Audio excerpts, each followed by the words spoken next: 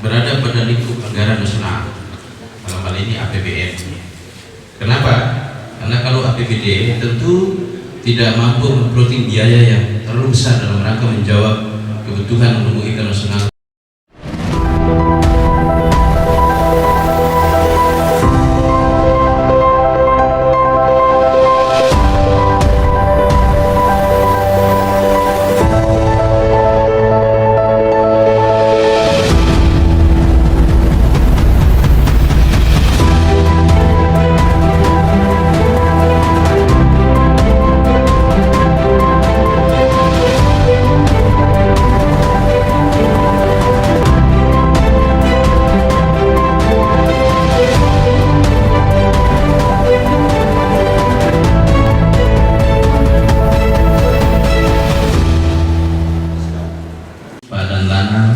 Pak Dekan, serta jajaran akademik, para doktor, alumni Universitas Khairul, Ikaperik yang kami banggakan, sahabat saya Pak Wor dari Banda, yang kami banggakan pula sang moderator, Bung Tamrin, inspirator besar di Maluku Utara yang selalu melakukan diskusi-diskusi besar.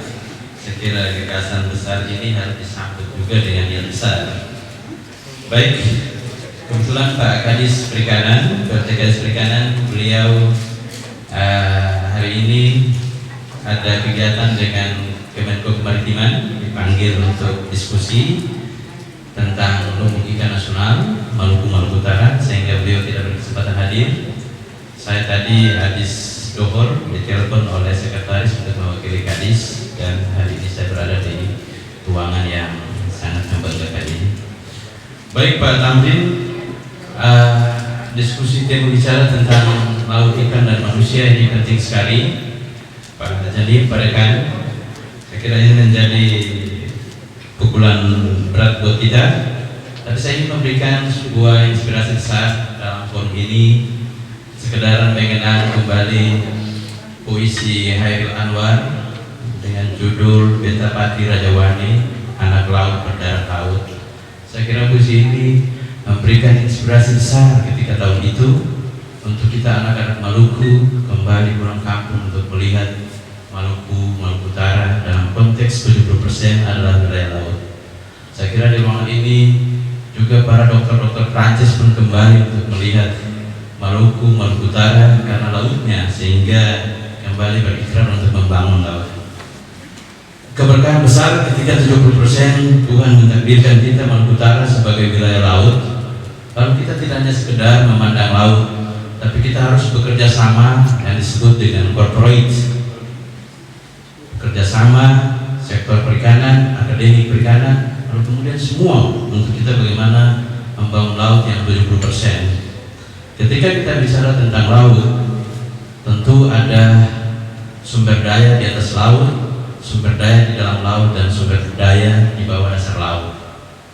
Sumber daya di atas laut tentu kita bicara tentang seberapa besar armada-armada kemaritiman kita dalam rangka menyambut lumbung ikan nasional. Saya kira ini penting untuk kita bicara.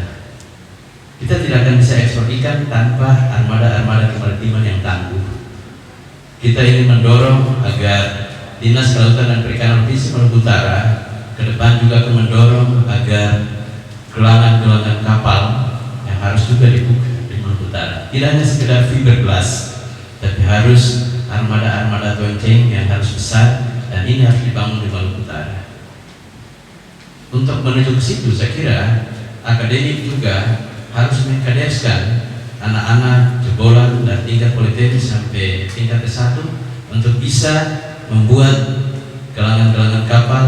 Saya kemarin tanya anak-anak yang membangun fiber ya tahun 10 tahun yang lalu, itu ternyata anak-anak lulusan SMK Banyuwangi, mereka yang banyak memberi contoh kepada kita bagaimana cara membuat fiber bodi kapal, waterline fiber itu, sehingga begitu kuat dalam rangka melihat kondisi gelombang yang ada di Maluku Utara. Saya kira juga ke depan perguruan tinggi klasifikasi D3 harus juga ada di Maluku Utara, sehingga laut kita ini betul-betul terjaga dan terpelihara ketika kita mampu membangun armada-armada kemaritiman yang mampu berlayar di zona teritorial, zona ekonomi eksklusif, hingga ke zona Merlegrium. Ini penting sekali.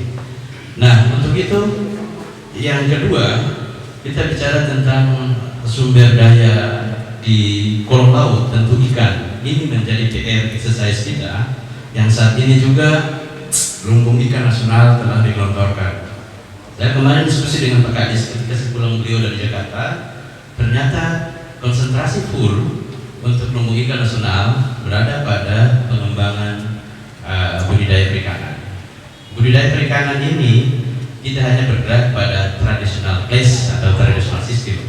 Kita harus bicara tentang aplikasi teknologi dalam rangka mendorong peningkatan perikanan budidaya. Sehingga apa? Sehingga ke depan bisa melahirkan produksi-produksi di setiap usaha-usaha perikanan budidaya yang betul-betul memberikan hasil pada tataran ekspor maupun tataran pemenuhan di tingkat regional dan nasional. Baik Pak Kadis, saya harus menolak di titik itu sehingga ada kecenderungan kita dengan isu yang akan kita bahas ini. Sehingga kita, apakah ini sudah dilakukan oleh dinas? Ya, kami sudah melakukan pra-identifikasi. Oke, pra-identifikasi ya. Pra-identifikasi. Dan setelah pra-identifikasi, memang jujur kami sampaikan bahwa armada-armada perikanan tangkap kita masih berada pada wilayah-wilayah zona pesisir dan sedikit zona teritorial. Kenapa? Karena rata-rata berada pada posisi 5 gross tonnage sampai 30 gross tonnage. Sehingga kondisi ini, kalau ketika lumbung ikan nasional kita terapkan di Maluku Utara, maka yang pertama, anggaran yang sebegitu besar harus kita penguatan pada armada perikanan tangkap. Armada perikanan tangkap kita yang kita dorong ke depan ketika lumbung ikan nasional ini berjalan dalam hal plotting anggaran, yaitu armada-armada yang berkapasitas di atas 100 gross tonnage sampai 500 gross tonnage. Ini penting sekali. Berada pada lingkup anggaran nasional, dalam hal ini APBN. Kenapa? Karena kalau APBD tentu tidak mampu memplotting biaya yang terlalu besar dalam rangka menjawab kebutuhan lumbung ikan nasional pada konteks perikanan tangkap maupun perikanan budidaya yang begitu besar, membutuhkan anggaran kurang lebih 1,7 triliun dan total Maluku Utara itu 3,2 triliun. Anggaran sebesar ini tentu berasal dari sumber kas anggaran pendapatan belanja negara.